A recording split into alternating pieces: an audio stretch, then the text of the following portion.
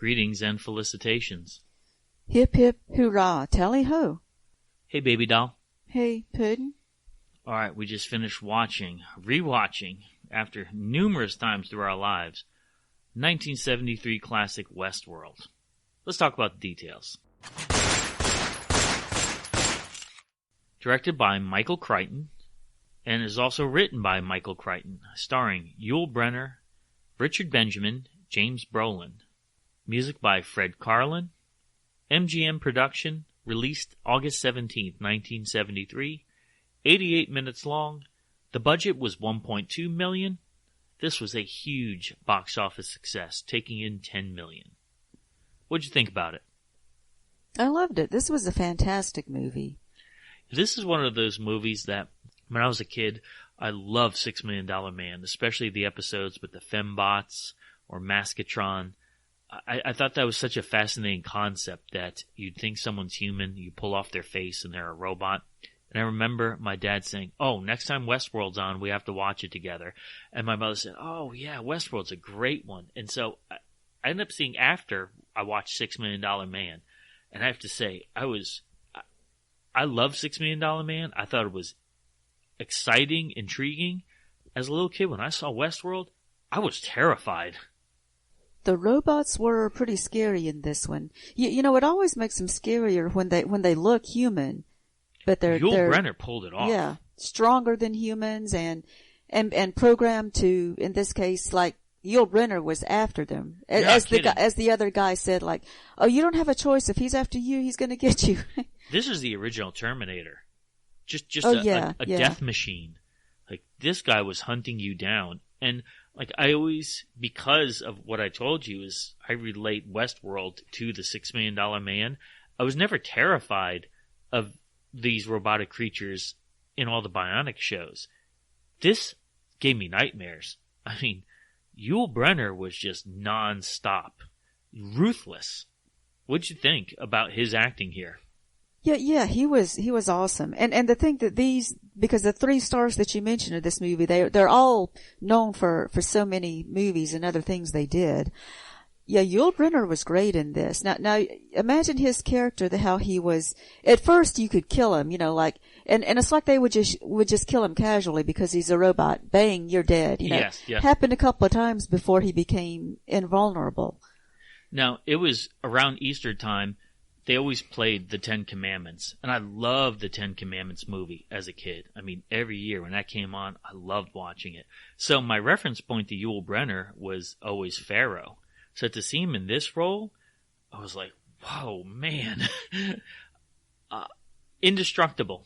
And even John Carpenter said that he viewed the nature of Michael Myers, the antagonist in the Halloween movies, he based it on the Yul Brynner character here. Arnold Schwarzenegger said he was a fan of this movie, and he viewed his performance as a basis of Yul Brynner.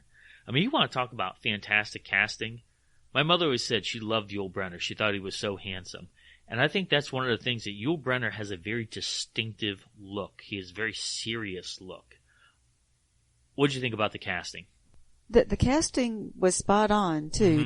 Mm-hmm. The 2 guys, Richard Benjamin and James Brolin, I mean, just showing the perfect, like one, and like, well, both of them enjoying the place, but then also when things go wrong and then one of them dies and the other one's like, holy cow. I mean, like, this place is dangerous. It's not, it's no longer just a vacation spot. Yes. Mm-hmm. As a kid, I didn't understand the whole plot. Like it is with most movies when you watch it when you're 7 to 8 years old. As an adult, when you watch this, you're like, this is really something that could happen. We look at how technology has changed amusement parks. You look at the animatronics that go on at Disney World, and some of them are very convincing.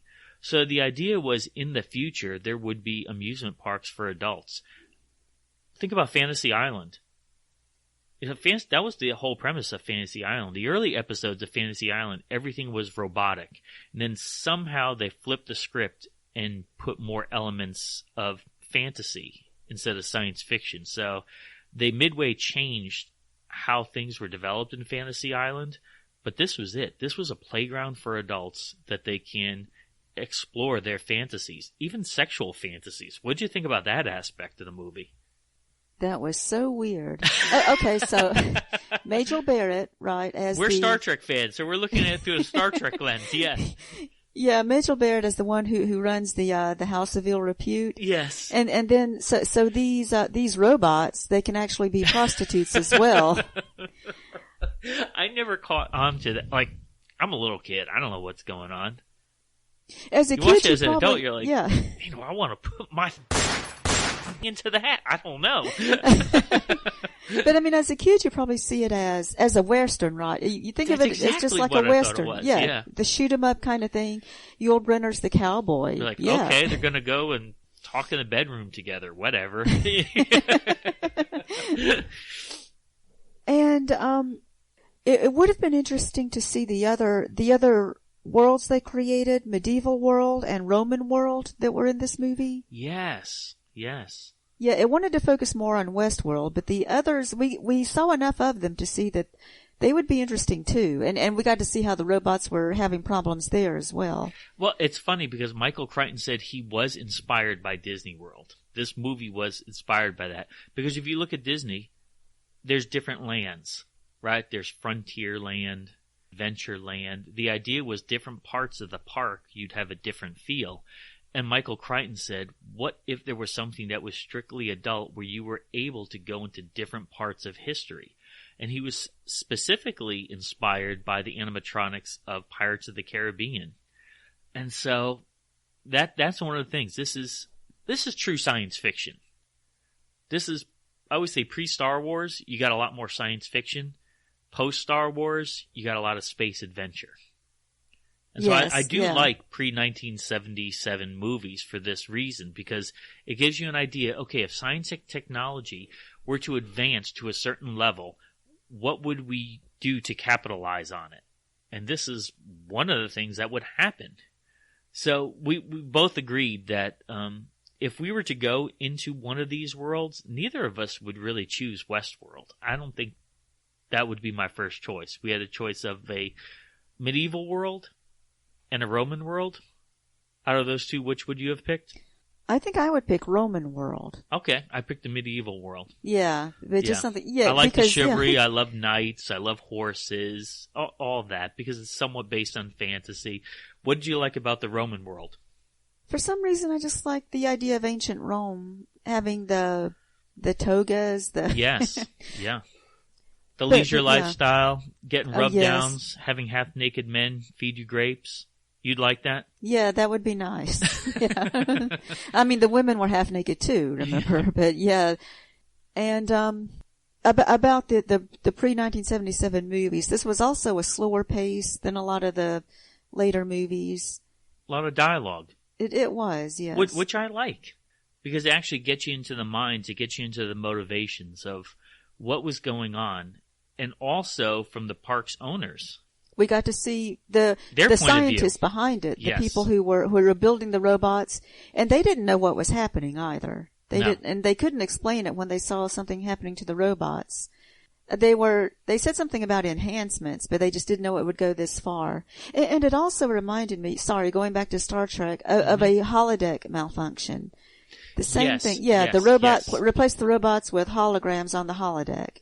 And remove the safeties, which always happened on Star Trek. The safeties were turned off, and so people could actually be killed. It was a lot like that.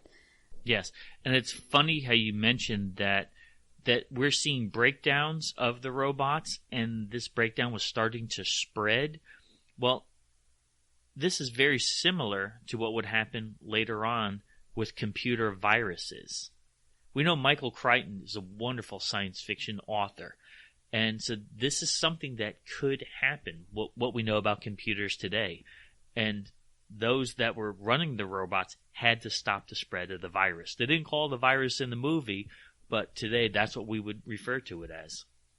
That's basically what it was, because it spread out over all the different robots in the movie. Mm-hmm. There were some injuries during the filming as well. One of the blank cartridges struck Yul Brynner in the eye, scratched his cornea.